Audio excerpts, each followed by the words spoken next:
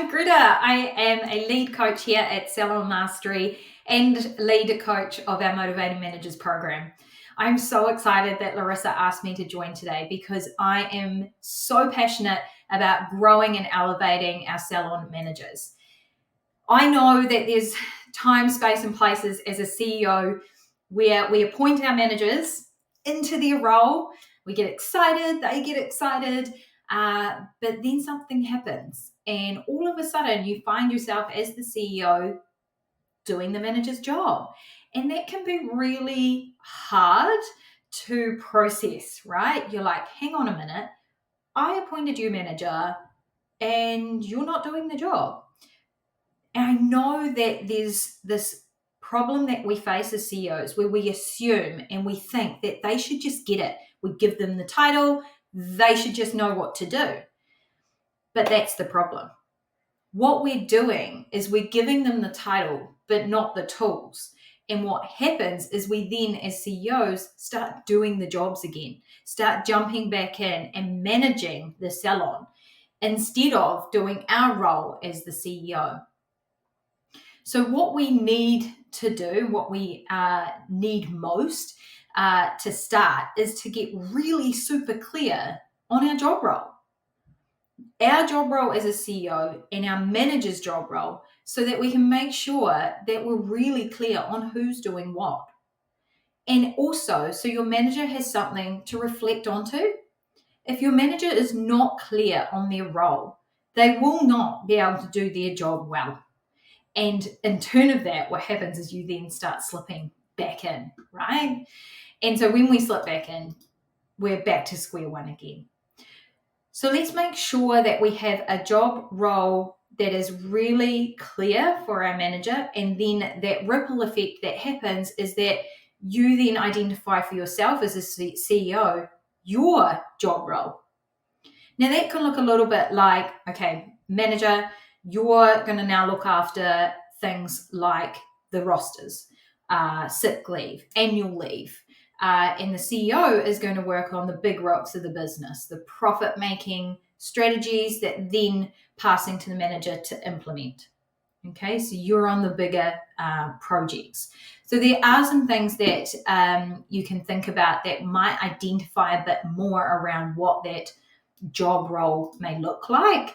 And I think, again, we call it a bit of decision ladder. Getting really clear on your role, manager role, and maybe some things that need to be decided together. And that may be things like targets and pay rises and things like that. So there may be some tasks and objectives that need both of you as a part of a decision-making process. But if you get really clear, again, on the manager's tasks and role in itself, the manager can really map out their week more effectively, map out their days more effectively, and know how much time they need to block to do their job well. Because I know from managers that I coach here, all they want to do is the absolute best for the business that they're in. They want to do you proud as a CEO. And the only way they can do that is to actually know what their job role is. I've seen managers start with us, absolutely no idea what their job role is, and get the clarity through really clear description and a really clear decision ladder. And now they're owning it. They are able to do the work without the check-ins and the constant messages back to the CEO. Now, does that sound good or what? Right? So we want to help you be able to, your business be able to run without you. And by that running without you, it's your manager stepping up and leading it. And to do that, give them a really good, clear job description and get really clear on who does what with the tasks, because that way you'll be able to move out and they'll be able to move in and you will see things scale and grow. The second thing that I want to make sure that you are aware of that supports this transition, to supports your elevation of your manager, is a communication space and place. Now, building strong communication builds trust.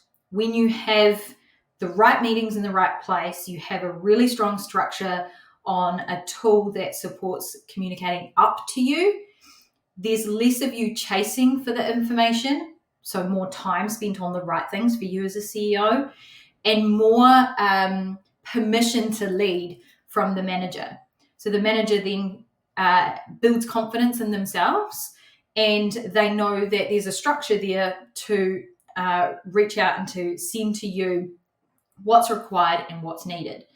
So one tool we have that we absolutely know is game changer by the reports back from seller managers and owners that use it is an OMA. Now, an OMA is an owner-manager alignment meeting.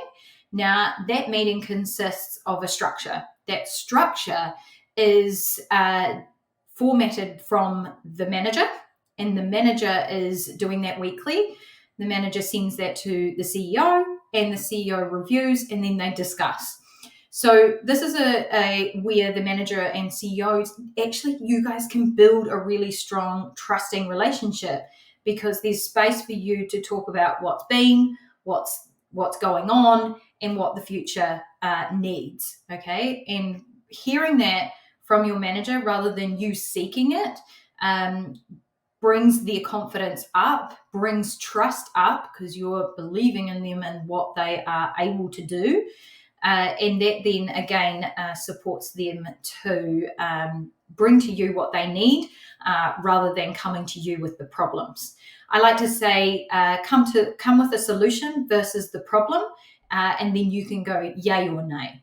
So it's a really, really strong piece of the puzzle to ensure that communication levels up and relieves you time as a CEO, and also gives space for the manager to have a voice and speak what they have seen and what they need as well. So the owner-manager alignment meeting, OMA as we call it, is absolutely a golden piece to having with your manager in the salon. Another moving piece that I really want to make sure is identified is that when you appoint your manager into your role, or maybe you're in the space, you've had a manager for a while and you're wanting to step back, you need to be able to pass over the tasks effectively. It's not a, here you go and do it, and trial and test and we'll figure it out. You need to tell them what the task is. You need to show them how it's done, and then you need to review and refine.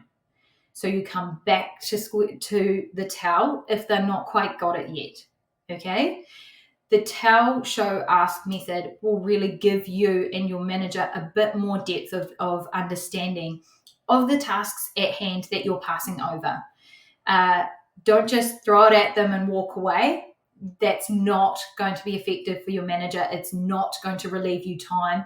Maybe for a short time it will, like a day, but that's not what this is about. The tell, show, ask is going to help you take it to the next step, help your business rise, and help your manager have the confidence to lead. It's giving them permission. Like if you're going to tell them what to do, show them how to do it, and then ask and refine, what you're doing is you're going, here's the thing, I believe you can do it, I'm teaching you how to do it, and now let's go.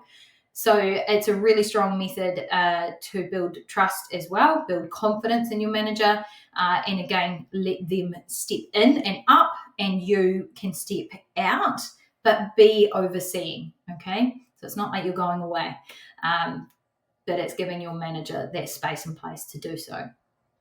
So there's 3 things there that really will help you to take your manager, elevate them, take them to another stage and phase in business, and really give them permission to take their role and run with it, with being able to know the tasks that they need to do, and you showing them how to do it as you pass them over.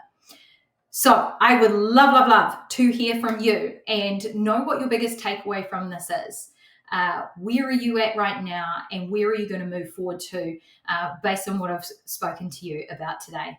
I have absolutely thoroughly enjoyed being here, and I can't wait to show up a little bit more and chat about elevating our salon managers. Let's go.